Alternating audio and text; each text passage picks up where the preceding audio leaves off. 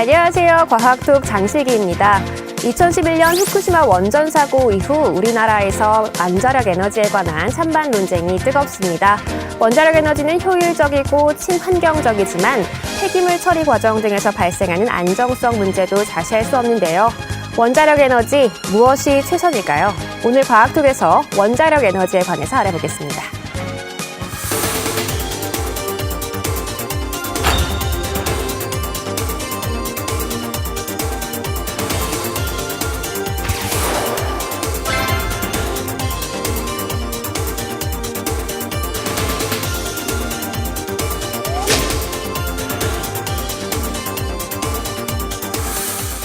네, 지난 후쿠시마 원전 사고 이후로 원자력은 위험하다라는 인식이 점점 퍼지고 있습니다. 하지만 또 한편에서는 원자력이 최선이다라는 이야기도 하고 있는데요. 우리 사회에서 이렇게 원자력이 뜨거운 감정을 부상하게 된 이유는 뭐라고 생각하시나요, 정 박사님? 네, 원자력 하면은 사람들은 우선 두 가지 안 좋은 이미지부터 생각하게 됩니다. 네. 첫 번째는 일본에 떨어졌던 원자폭탄을 먼저 생각하게 되고, 두 번째는 후쿠시마 사고나 아니면 체르노빌 사고 같은 원자력 발전소 사고를 생각하게 됩니다.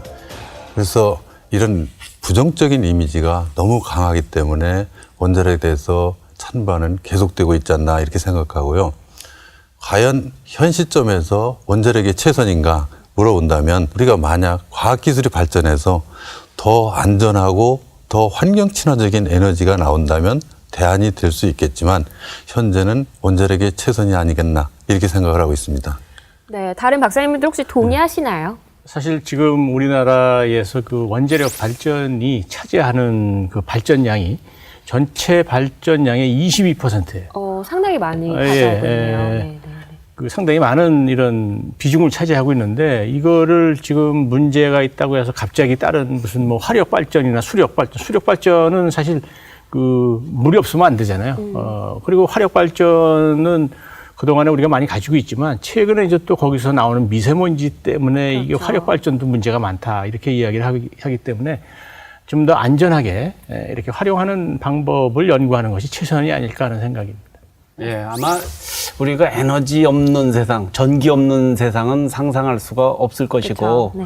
사실 그 인류 최대의 발견이라는 불로부터 전기를 생산하게 됐고, 전기를 생산하는 방법이 이제 석탄을 이용하는 석탄, 석유를 이용하다가 이제 원자력을 이용하는 이런 기술까지 온 것인데, 이런 에너지가 없었으면, 전기가 없었으면 우리 인류 문명이 생기지를 못했을 겁니다. 그래서 이 에너지라는 것은 우리 인류 문명이 생기게 된 기반이 됐던 것이고, 아마 미래에는 현재 연구가 되고 있는 핵융합 발전이라는 이러한 기술도 있는데 이것이 상용화까지 가려면 아직 좀 더 시간을 두고 기다려야 될 것 같습니다. 네, 지금 이 세 분 박사님은 이제 과학자의 입장에서 원자력 에너지는 불가피한 선택이다라고 말씀을 해주셨는데, 이제 과학자는 아니시지만 이런 과학 토픽을 많이 다루시는 우리 이 대표님께서는 어떻게 생각하시는지 궁금합니다. 네, 저도 처음에는 원자력 에너지를 잘 모를 때는 원자력에 대한 부정적 인식이 강했습니다. 그런데 우리들이 살아가는 데 있어서의 원자력의 어떤 역할이라든가 또 그의 생산 과정들을 보면서 느끼게 되는 거는 이게 우리가 생각했던 것만큼 부정적이진 않구나.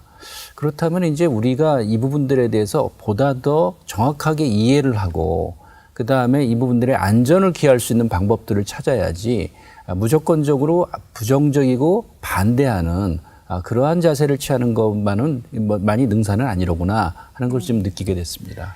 네, 오늘 이 대표님이 말씀해 주신 대로 우리 원자력에 대한 A to G를 알아보기 위해서 우리 정 박사님을 모셨는데요. 정 박사님, 저희 원자력은 어떻게 시작된 건가요? 네, 원자력의 그 역사는 아인슈타인이라는 과학자 아시지 않습니까? 아인슈타인 과학자가 특수 상대성 이론을 발견하면서 가능성을 찾게 되었고, 또 그 다음에 페르미라는 과학자가 연쇄 반응을 발견하면서 원자력의 역사는 시작되게 됩니다. 그래서 처음에 불행히도 원자력의 사용이 우리가 평화적으로 전기를 생산하는 데 사용하지 못하고 원자력 폭탄을 개발하는 데 사용됐기 때문에 많은 사람들한테 부정적인 이미지를 심어준 게 사실입니다. 그 이후에 원자력을 더 이상 무기로 사용하면 안 되겠다 하는 인식이 팽배해지고 나서 이걸 평화적으로 사용하겠다 해서 전기 생산 방식으로 이제 많이 바뀌게 된 거죠. 그리고 나서 러시아에서 이제 발전을 연구했고 영국에서도 시작을 하고 우리나라에서도 1978년부터 상용 원자력 발전소를 운영하게 되었고 현재 전 세계적으로 약 430기 정도의 원자력 발전소가 운영되고 있습니다. 네, 그럼 이렇게 원자력 발전을 에너지원으로 이용을 하는 것이 다른 발전 방식과 비교해서 어떤 장단점이 있을까요, 박사님?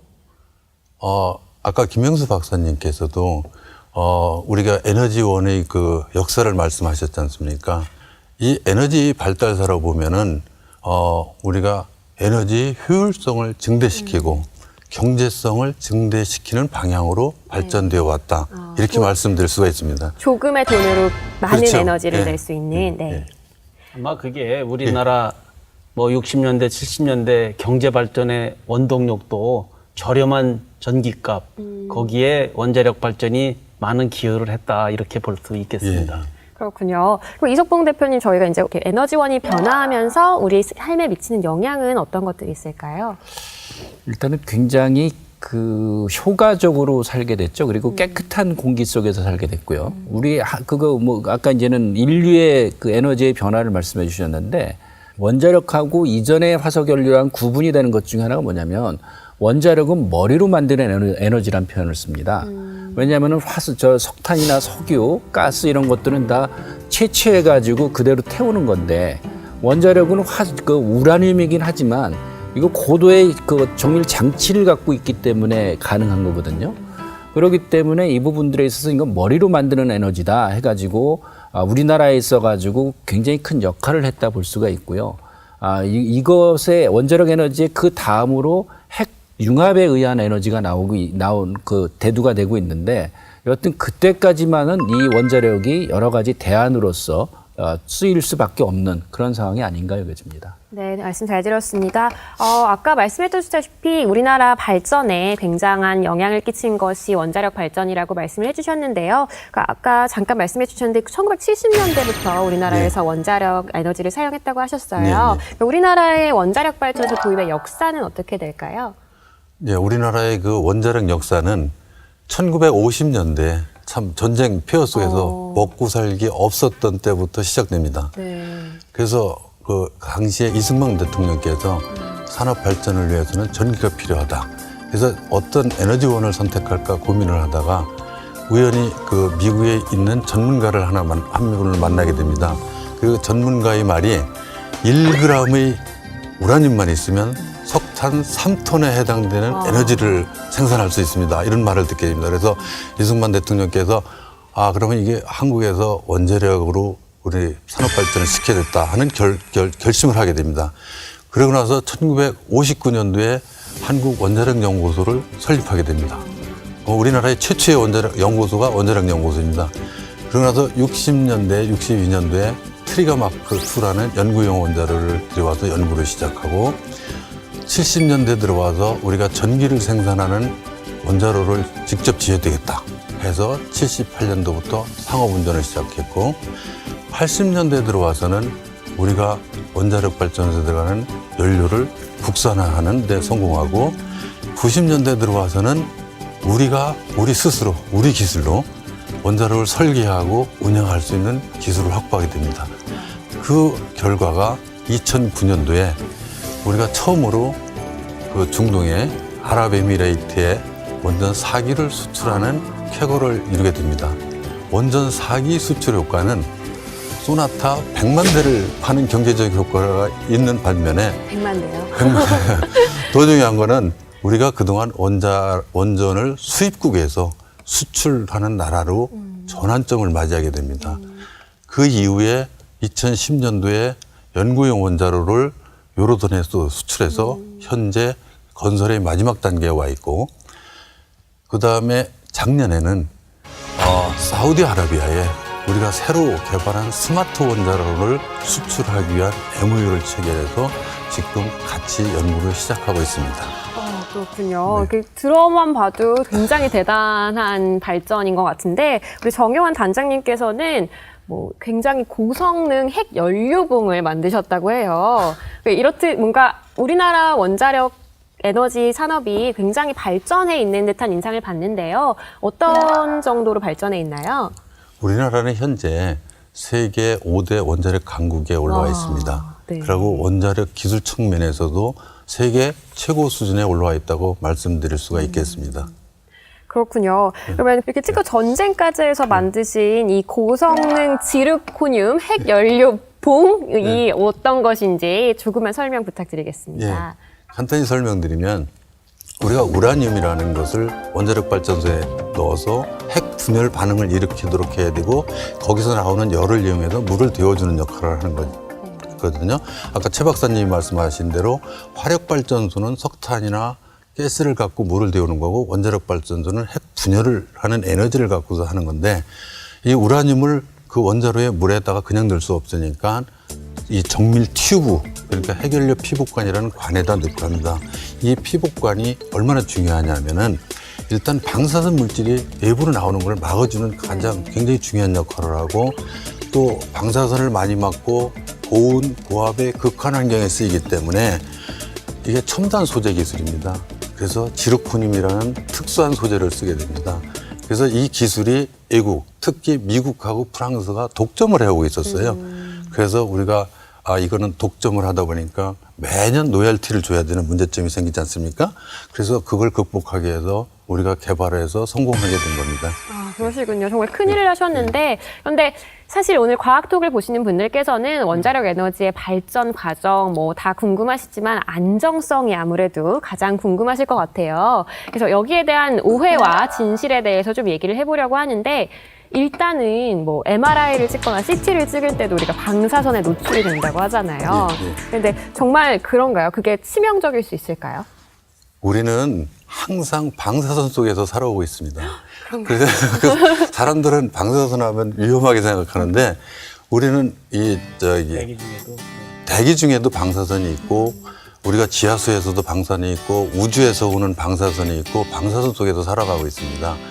그래서 그게 이제 양이 많지 않기 때문에 인체에 무해하기 때문에 우리가 무시하고 사는 건데 예를 들어서 우리가 엑스레이를 한번 찍으면 0.1mSv라는 그 방사선을 맞게 됩니다.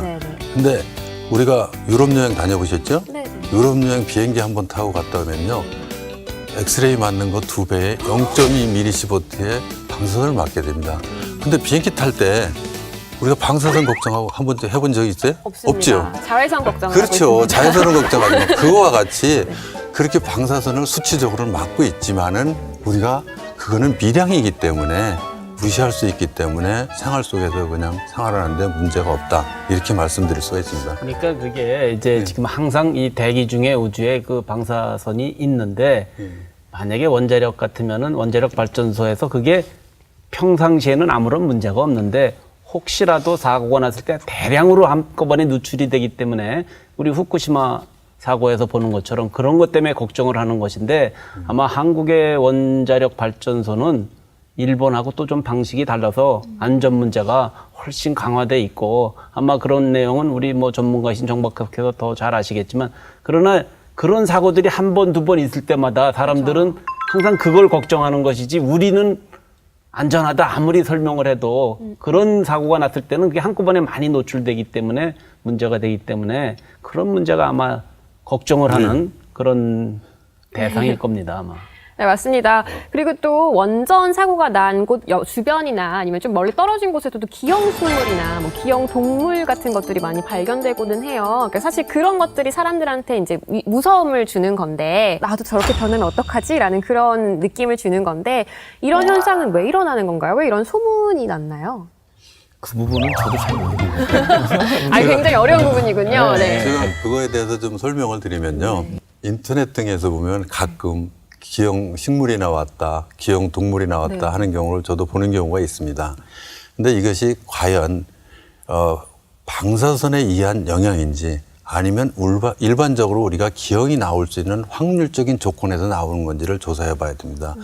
대부분의 경우에 우리가 과학적으로 조사를 하면 이거는 방사선에 의한 영향보다는 일반적으로 확률적으로 나올 수 있는 그 조건에서 나오는 겁니다. 방사선을 상당히 많은 양, 우리가 허용 기준치의 수천 배, 수만 배를 맞는다면은 우리가 생물 조직, 인체 조직은 DNA를 파괴하기 때문에 변화가 일어날 수는 있습니다. 그런데 실질적으로 큰 사고가 아니면 그럴 가능성은 거의 없다고 말씀드릴 수가 있습니다. 그렇군요. 예. 그러면 이게 사실은 좀 애매하다고 말씀하시는데 최 박사님은 어떻게 생각하세요? 제가 학교 다닐 때 사실은 이 방사성 물질을 가지고 방광기를 실험하는 그런 실험을 한 적이 있었어요. 실제로 노출이 되셨나요? 그런데 그때 이제 그 여학생들하고 같이 이렇게 팀을 짜서 그 과제를 했는데 그 여학생들은 뭐 전부 접근을 하려고 해요. 거기. 그렇죠. 왜냐하면 이렇게 나무로 쌓여져 있는데도 불구하고 상당히 이제 위험하다고 생각해서 할 수 없이 이제 제가 실험을 하고 그랬는데 뭐 저는 결혼해서 지금 그 정상적인 아이들을 낳아서 지금 잘 살고 있습니다. 그게 아마 일상적으로는 그런 기형이나 이런 게 나오질 않는데, 그러니까 혹시라도 이제 원자력 발전소 주변에는 그런 확률이 있지 않냐 하는 그런 우려 때문에 그런 건데, 사실 요번에 그 후쿠시마 사고나 예전에 그 체르노빌 사고, 그 사고 난 지역에는 굉장히 과대한 양이 노출이 됐기 때문에 기형이 생길 수가 있지만, 그거랑 같이 이렇게 혼재돼 갖고 서로 이게 기형이냐 아니냐 이렇게 얘기하는 거는 우리가 좀 바로 잡아야 되지 않나 이렇게 생각이 듭니다. 내가 그거에 대해서 부연 설명드리면요. 제가 원자력 연구소에서 근무한다 그러면 많은 사람들이 위험하지 않느냐고 그래요. 그래서 저는 그 과학적으로 설명을 하면 뭐라고 그러냐면 너는 원자력 연구소가 직업이니까 그렇게 얘기한다고 오해를 합니다. 그래서 저는 뭐라고 그러냐면 원자력 연구소에서 근무하는 박사들은 다른 연구소에서 다 근무할 수 있는 자격을 갖춘 사람이다. 우리가 과학적으로 만약에 내한테 위험하다면 여기 근무할 사람 아무도 없을 거다. 지금의 월급을 10배를 줘도 다 다른 데로 갈 거지 여기 근무하지 않을 거다. 우리가 과학적인 입장에서 안전하다고 생각했기 때문에 여기서 근무하는 거다. 저는 이렇게 대답을 합니다. 네, 원자력 에너지를 연구하시는 분들 위험하지 않은 걸로 피하지 않으셔도 되는 걸로 결론을 내리고, 근데 이제 뭐 원자력 에너지가 계속 사용되기는 하겠지만 동시에 이제 신재생 에너지에 대한 연구도 계속되고 있습니다. 안정적이고 또 효율적인 신재생 에너지에 대한 연구는 어떻게 진행 중인지 궁금합니다. 완전히 대체할 수 있을까요, 원자력 에너지를? 원자력을 반대하는 사람들은 원자력을 하지 말고 신재생 에너지를 하면 어떠냐고 이렇게 얘기를 합니다. 근데 이제 원자력이 가지고 있는 그 장점이 많이 있습니다. 첫째, 원자력은 경제적인 에너지원이다. 즉 킬로와트를 생산하는데 39원의 생산비가 들어가지만 태양광 같은 경우에는 킬로와트 생산하는데 약 420원이 들어갑니다. 그래서 경제적인 에너지원이다. 두 번째는 적은 양의 그 연료를 갖고 대용량의 전기를 생산할 수 있는 장점이 있고 또 에너지 안보 관점에서 굉장히 중요합니다. 우리나라는 에너지 98%를 수입하는 나라입니다. 그래서 석유나 가스를 일부 국가에서 수입을 해야 되는데 이거는 어느 시점에 대해서 고갈될 염려가 있습니다. 그래서 에너지 안보 관점에서도 우리 원자력이 유리한 장점을 갖고 있고 또 마지막으로는 원자력은 우리는 청정에너지라고 얘기를 합니다. 왜냐하면은 화력발전소에 비해서 이산화탄소나 미세먼지 발생량이 굉장히 적습니다. 그래서 이런 데 장점을 갖고 있기 때문에 원자력이 가지고 있는 많은 장점이 있다. 신재생 에너지 같은 경우에는 어느 문제점이 있느냐면 일단 기술적으로 아직 개발이 안 돼서 일단 대용량의 전기를 생산하는 데 문제점이 있고요. 설비 투자가 많이 들고 그다음에 면적이 굉장히 많이 차지해야 됩니다. 이런 어려움이 아직 한계점에 와 있지 않느냐는 생각이고 또 우리가 신재생 에너지 하면 풍력을 또 얘기하는데 풍력은 우리나라에 지형학적으로 바람이 많지 않습니다. 그래서 이거를 원자력을 대체하기에는 아직 갈 길이 멀지 않았나 이렇게 생각을 하고 있습니다. 네, 그럼 조금 그 부연해서 말씀드리면 어쨌든 전 세계적으로 우리가 그 에너지는 한 80%가 다 화석 연료를 이용하는 걸 발전을 통해서 에너지를 생산하는데 다 아시다시피 어쨌든 화석 연료를 이용하면은 그 연소하는 과정에서 이산화탄소가 발생하고 뭐 산화물이나 해서 이 온실가스가 발생하는 지금 이 기후 우리 92년도에 그 기후 환경 협약에 의해서 지금 온실가스 농도가 너무 올라가니까 이걸 또 좀 조절해야 되겠다는 그런 문제도 있고 그래서 이제 나오는 얘기가 이제 신재생에너지, 태양광이나 풍력이나 또는 바이오 이런 얘기를 하는데 그것의 지금 기술적인 수준이나 경제성이 이 원자력 발전으로 하는 그 단가보다 훨씬 비싸기 때문에 그렇지만 그거를 또 안 할 수는 없고 병행해 나가면서 신재생 에너지로 얼만큼 우리가 그거를 좀 보충해서 밸런싱을 하겠느냐 하는 그런 과정에 있는 거라고 보시면 될 것 같아요. 저도 이제 한 말씀 드리면은 사실 우리가 원자력 발전은 제한이 없는 것처럼 생각해요. 네. 예? 이게 예를 들어서 화력 발전에 사용되는 석유나 뭐 석탄 같은 거 경우는 금방 고갈되지만 우라늄 발전은 뭐 한정 없이 할 수 있을 것으로 생각하지만 사실은 우라늄도 지금 한정돼 있어요. 물론 석탄이나 석유보다는 좀 더 오래 쓸 수 있을지 모르지만 지금 지구상에 있는 우라늄도 그렇게 오랫동안 쓸 수 있는 양은 아니라고 생각을 합니다. 그래서 사실은 그 우라늄을 대체할 수 있는 새로운 에너지원에 대해서 지금 많은 연구를 지금 하고 있고 또 우리도 많이 해야 된다라고 생각을 합니다. 네, 최 박사님 말씀처럼 이제 후쿠시마 원전 사고 이후로 원자력 발전 이후에 무언가를 개발해야 한다, 신재생 에너지로 대체해야 한다, 뭐 이런 움직임이 크게 일고 있는데 이성국 대표님은 세계 동향에 대해서는 어떻게 보세요? 지금 유럽 쪽을 보게 되면은 여튼 계속적으로 대체 에너지원을 개발해 나가고 있다. 그거를 좀 볼 수가 있고요. 그에 비해서 우리나라는 그 노력이 정말 작습니다. 물론 우리가 말씀하셨지만은 이 평야지대나 바다 같은 경우는 바람의 세기가 있기 때문에 풍력 에너지원으로 충분히 되는데 우리는 산지가 많다 보니까 그게 취약하거든요. 그러기는 하지만은 여튼 우리 나름대로 여튼 신재생 에너지에 대해서 계속적인 그런 개발 노력들 그거를 하면서 대체 에너지원을 찾아 나가야 되는 건 분명한 또 사실이기도 합니다. 맞습니다. 대체 에너지원을 찾아야 되는 이유 중에 하나와 그리고 원자력 발전 에너지를 계속 가져가야 되려면은 이제 우리가 원자력에 대한 공포, 무서움 이런 걸 좀 극복을 해야 될 필요가 있을 것 같아요. 결국 우리가 이제 원자력에 대해서 무서움을 갖는 이유는 핵폭탄과 연결이 돼 있다는 그런 것인데 핵과 이런 원자력 에너지 발전 혹시 공존은 어떻게 가능할까요, 정 박사님? 네, 우리 과학자들은 더 안전하고 더 환경 친화적인 원자력 기술을 개발하기 위해서 꾸준히 노력하고 있습니다. 그것이 또 과학자들의 몫이라고 저는 생각합니다. 그래서 현재 저희들이 개발되고 있는 제4세대 원전 같은 경우에는 안전성이 훨씬 강화되어 있고 또 사용 해결률을 재사용할 수 있는 그래서 폐기 물량을 20분의 1까지 줄일 수 있는 이런 특징을 갖고 있습니다. 아마 그런 기술이 개발된다면 국민들이 또 원자력에 대한 신뢰가 좀 높아지지 않을까 생각을 하고 있고 또 원자력 기술은 앞으로 수소 경제 시대가 온다고 말씀하지 않습니까? 수소를 생산하는데 여러 가지 방법이 있지만 원자력 기술을 이용해서 수소를 생산한다면 굉장히 효율적입니다. 그래서 수소를 생산할 수 있는 원자로를 또 개발하고 있습니다. 또 아까도 잠깐 언급했듯이 핵 분열 반응이 아닌 핵융합 반응을 이용해서 원자로를 개발하는 연구가 현재 국내에서도 돼 있고 국제적으로도 크게 돼 있기 때문에 이런 핵융합로가 개발된다면 훨씬 국민들이 원자력에 대한 믿음이 가지 않겠나 이렇게 생각을 하고 있습니다. 사실 원자력을 하고 싶은 학생들도 많을 것 같아요. 원자력 에너지가 워낙 효율적이고 첨단 과학기술이다 보니까. 그런데 이제 원자력 쪽 일을 하려면 꼭 원자력 학과를 나와야 하는 건가요? 많은 사람들이 그렇게 생각하고 있습니다. 사실은 원자력 연구소에서 근무하는 사람들을 보면 대부분이 원자력 전공자구나 이렇게 생각을 하는데 실상은 그렇지 않습니다. 원자력 연구원에 근무하는 사람이 전공을 보면 원자력 전공자들은 10 내지 15%밖에 안 됩니다. 나머지는 기계, 재료, 전기, 전자, 화공, 화학, 물리 모든 분야의 전공자들이 다 있습니다. 그래서 원자력은 종합과학입니다. 그래서 모든 분야의 젊은이들이 와서 꿈을 펼 수 있는 곳이라고 말씀드릴 수 있습니다.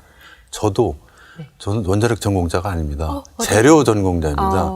그래서 재료를 전공하고 다른 연구기관에서도 연구할 수 있는데 원자력에서 재료가 굉장히 중요하고 이 극한 환경에서 쓰이는 신소재를 개발하겠다는 꿈을 갖고 저는 원자력 연구소에 들어왔고 저는 그 꿈을 원자력 연구소에서 이룰 수가 있었습니다. 그렇군요. 이렇게 꼭 전공과 네. 저 연구의 분야가 일치할 필요는 없다고 말씀을 하셨는데 최 박사님 연구소에서는 어떠세요? 뭐 항공우주연구 분야도 사실은 종합과학의 일부입니다. 그래서 뭐 항공우주를 전공한 사람들만 있지 않나 이렇게 생각하지만 사실은 다양한 분야의 그 연구원들이 이 연구를 하고 있고요. 사실 이 항공우주하고 이 원자력하고도 아주 밀접한 관계가 있습니다. 왜 어떻게 밀접한 관계가 있느냐? 네. 예를 들어서 아까 제가 말씀드린 것처럼 지구상에 있는 우라늄이 다 떨어진다. 네. 원자력 발전을 안 할 것이냐? 어떻게 합니까? 우주로. 달이나 화성에 가서라도 우라늄이 있으면 가지고 와야 된다. 직접적으로 연관이 좀 있지 그렇군요. 않나라고 저는 생각하는데 어떻게 생각하십니까? 충분히 가지고 올 수 있는 날이 있을 거라고 저는 생각합니다. 네, 요즘에 뭐 모든 과학기술 분야가 어떤 우리 연구소도 다양한 연구소들이 있지만 단순히 그 한 가지 전공만 갖고 되는 게 아니고 다 종합적으로 융합해서 그 목표를 갖고 나가는 것이고 우리 오늘 지금 이제 원자력 에너지 관련된 문제를 얘기하고 있는데 사실 인류 최대의 과제라고 하는 게 3E라는 게 있습니다. 네. 에너지와 환경과 경제 이것을 어떻게 잘 개발을 하고 조화롭게 활용하느냐가 우리 인류의 숙제이고 이것이 미래의 에너지로서 안전하고 우리가 안전하게 쓸 수 있는 에너지가 무엇이 될 것이냐 현재 쓰고 있는 것이 최선이냐 또 새로운 것을 할 것이냐 자연에 있는 아까 우리 신재생도 얘기했지만 자연에 있는 에너지를 활용하는 게 최선이냐 그것은 또 이코노미 경제하고 또 연관이 되기 때문에 그것이 잘 조화가 되는 것이 그게 제일 필요한 시점입니다. 맞습니다. 이런 3E 문제를 해결하기 위해서 과학자가 되려는 우리 청소년들이 어떤 전공을 하면 좋을지 우리 이석봉 대표님이 조언을 해주시면 좋을 것 같아요. 지금 우리나라는 문과, 이과가 나뉘어져 있지만 궁극적으로는 그게 통합이 되거든요. 그래서 무슨 어떠한 지금에 있어서 전공도 중요하겠지만은 앞으로 세계가 어떤 방향으로 흘러갈 것이냐. 그런 가운데에서 최근 들어가지고는 특히 서양 같은 경우에는 우주 쪽에 관심이 굉장히 높아지고 있습니다. 근데 우주를 가기 위해서는요, 심리학자가 필요합니다. 왜냐면은 사람이 우주 가가지고 어떤 심리 현상을 일으킬지 모르기 때문에 심리학자가 필요하거든요. 동시에 우주 과학자들은 가서 과학 실험도 해야 되거든요. 그래서 우리가 꼭 어떤 전공이란 부분들을 이렇게 갖고 얘기를 하기에 앞서가지고 앞으로 미래가 어떤 방향으로 흘러갈 것이냐, 그리고 그런 가운데서 나는 어떤 일을 하고 싶은 것인가, 이런 것들을 감안하면서 전공을 택할 필요가 있다 생각이 되는데, 여튼 그러기 위해서라도 이 과학에 대해서 지속적인 관심, 다양한 관심을 좀 갖고 가면서 전공을 좀 고려해 보면 좋지 않을까 하는 생각입니다. 네, 과학이 주는 시사점을 알아보고 이걸 재밌게 풀어보는 시간 과학톡. 오늘은 원자력 에너지에 대해서 알아봤습니다.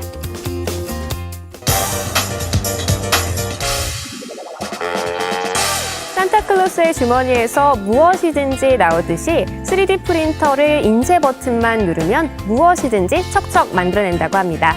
김가영 KTV 국민기자가 3D 프린터가 어디까지 만들어낼 수 있는지 알아봤습니다.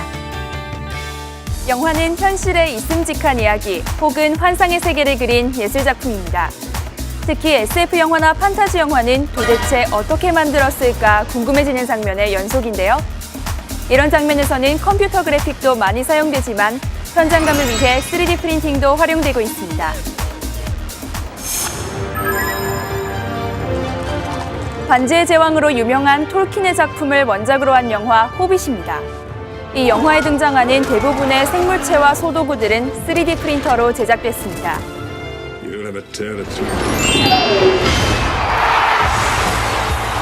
영화 아이언맨의 주인공 토니 스타크, 3D 프린터를 보유하고 있는데요.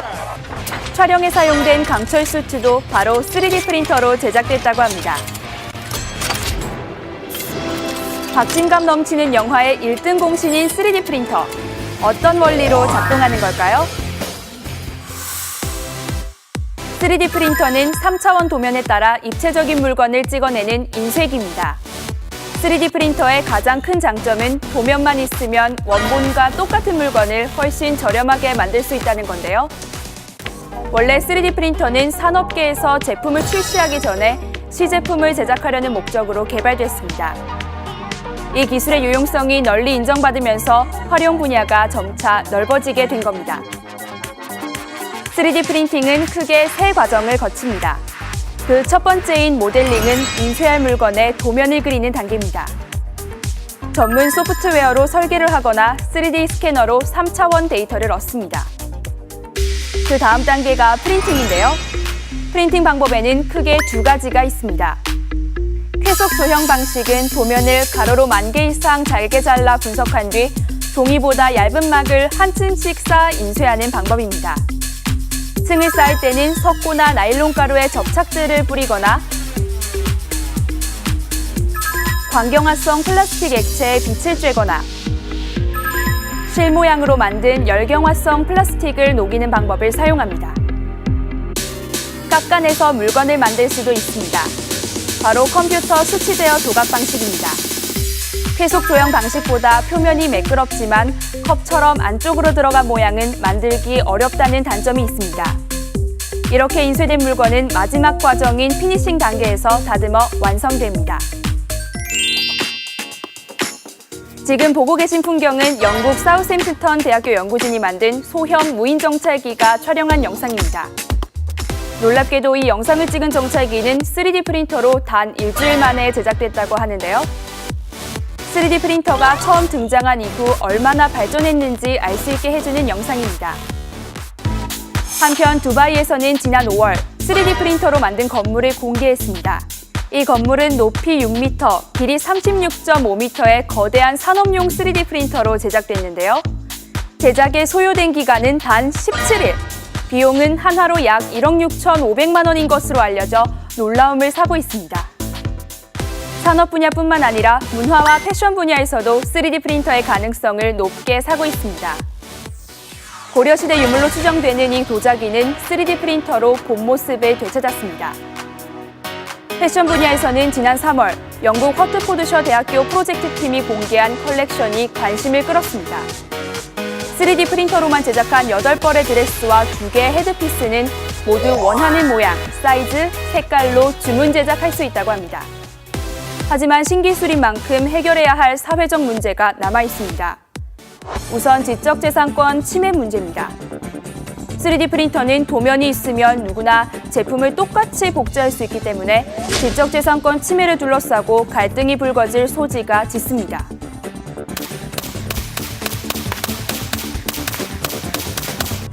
영상 속의 총은 3D 프린터로 제작된 총입니다. 3D 프린터로는 이런 무기류도 만들 수 있어 테러 등 범죄에 악용될 가능성도 무시할 수 없습니다. 기술적으로는 안전 문제가 제기되고 있습니다.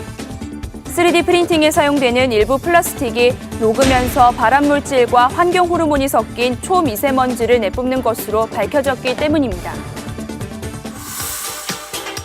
카트리지에 무엇을 채워 넣느냐에 따라 건물도, 심장도, 과자도 만들 수 있는 3D 프린터의 세계 알아보았습니다. 무한한 가능성을 가진 기술이니만큼 남아있는 문제를 잘 해결해 제2의 산업혁명 시대가 열리길 기대해봅니다. 요즘 3D 프린터 정말 핫한데요. 3D 프린터 어떻게 보고 계시나요? 예, 3D 프린팅은 앞으로 산업기술의 패러다임을 크게 바꿀 것으로 기대하고 있습니다. 3D 프린팅에서 이 재료, 소재가 굉장히 중요한데 처음에는 플라스틱이나 우리가 고무 종류로부터 시작을 했고 이 분야는 굉장히 기술이 발달된 걸로 제가 알고 있습니다. 근데 아직 기술이 부족한 분야가 금속 소재를 이용하는 분야인데 만약 이 분야에서 기술이 더 발달된다면 우리가 원자력 분야에 있어서도 정밀도를 요한다든가 복잡한 형상을 만드는데 크게 활용될 것으로 기대하기 때문에 원자력 발전소의 안전성 향상, 경제성 향상에 크게 기여할 것으로 저는 생각을 하고 있습니다. 그렇죠. 또 과학은 다 연결되어 있으니까 원자력과도 당연히 연결되어 있을 것 같은데 다른 분들은 어떻게 그렇죠. 생각하세요? 영상을 보니까 이제 3D 프린터를 이용하면은 아마 제조업이 굉장히 많이 변화될 것 같아요. 지금 일일이 만드던 것을 이렇게 3D 프린팅으로 간단하게 해결할 수 있는 것도 있고 또 보았지만 뭐 심지어는 총도 3D 프린팅으로 만든다고 하니까 그런 문제도 이게 굉장히 또 위험하게 활용될 수도 있기 때문에 이런 것들도 우리가 좀 신경을 써야 되고 어쨌든 뭔가 많은 변화가 3D 프린팅을 이용해서 많이 변화될 것 같긴 한데 또 우리 또 안전 문제도 고려해야 될 그런 문제가 아닌가 생각이 듭니다. 이 맞습니다. 3D 프린팅 기술을 이용을 하면은 예를 들어서 아주 소량인 제품, 많은 것이 아니라 소량인 제품, 복잡한 소량의 제품을 만드는데 아주 특징이 있어요. 그러니까 예를 들어서 한번 딱 걸어놓으면 뭐 며칠이 걸려도 이렇게 하나 만들어내면 되는데, 예를 들어서 로켓 엔진 같은 경우에 뭐 1년에 한 10개 쓴다. 그런 경우에 그 대량 생산이 아니거든요. 근데 이런 경우도 계속 이렇게 이제 프린팅하는 형태로 하면은 그 만들 수가 있어요. 그렇기 때문에 이런 새로운 어떤 제품을 만드는 데도 상당히 큰 기여를 앞으로 할 것으로 이렇게 전망이 됩니다. 그렇습니다. 이제 산업적으로뿐만 아니라 예전에 이제 프린터가 각 세대 집에 없을 때와 집에 있을 때가 차이가 굉장히 삶의 차이가 굉장히 많이 나잖아요. 이제 3D 프린터도 왠지 이제 가정에 보급이 될 수도 있을 것 같은데, 그러니까 우리가 느낄 수 있는 삶의 변화에는 어떤 것들이 있을까요? 일단 의복 같은 것도 이제는 저 3D 프린터로 만들 수 있다 그런 얘기를 하고 그러는데요. 그 3D 프린터가 의미를 갖는 것들은 그래도 역시 산업적인 의미가 있는데, 우리가 지금 제4차 산업혁명이라고 그러면서 이제 드론이라든가 스마트 공장이라든가 이런 걸 얘기하는데, 거기에 굉장히 핵심적인 것 중에 하나가 3D 프린터입니다. 그 이유는 뭐냐면은 이젠 금형이란 게 필요 없어진 거예요. 네. 대량 생산하는 데 있어가지고 3D 프린터를 걸어놓기만 하면 되기 때문에 금형이 필요 없어지면서, 또 동시에 그 공장이라는 환경이 어떻게 되냐면요, 완전히 연구소로 바뀌게 됩니다. 굉장히 깨끗하게 돼요. 3D 프린터가 들어오게 되니까. 우리는 그거에 비해서 3D 프린터에 대한 어떠한 그 시작은 좀 있고 그런지 모르겠지만, 전반적인 인식의 확산이라든가 어떻게 대응해야 될 것인가, 그건 많이 약한 것 같습니다. 그래서 말씀하시면 3D 프린터가 되기 위해서는 재료가 필요하고요. 그 다음에 디자인이 필요하고요. 또 그거를 이렇게 제대로 제작할 수 있는 프린터기가 필요하고 그런데, 여튼 이러한 부분들에 대해서 우리들이 인식을 많이 바꿔가면서 3D 프린터에 있어서도 앞으로 우리가 할 수 있는 역할들이 많이 있으니까 관심을 많이 가질 필요가 있지 않을까 생각됩니다. 네, 대표님 말씀대로 과학이 산업으로 발전하기 위해서는 행정적인 측면뿐만 아니라 인식적인 측면에서도 뒷받침이 필요하실 것 같습니다. 오늘 나와주신 네 분 귀한 시간 내주셔서 정말 감사드리고요. 과학과 국민이 소통하는 시간 과학톡이었습니다. 시청해주신 여러분 고맙습니다.